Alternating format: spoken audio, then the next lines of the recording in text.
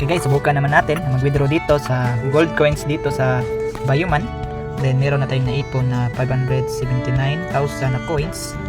Kung i-click po natin ito, kung magkano po yung ma-withdraw natin.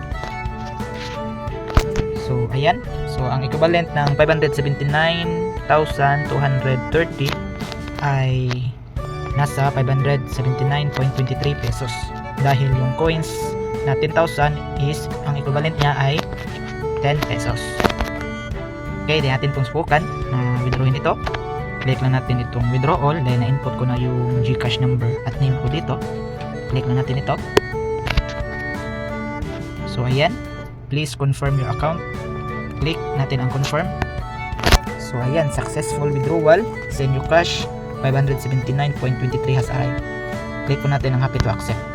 So makikita po natin dito sa my wallet sa itaas itong withdrawing. So ayan, nasa 579.23. So bali na pala yung total na na-cash out ko na dito ay ito na po siya, nasa 19,000 plus. So legit po talaga itong application. So kung gusto niyo itong subukan at i-download, ay click lang ang link sa description or comment section or yung related na video para ma-direct download niyo itong application. Yun lang po. God bless.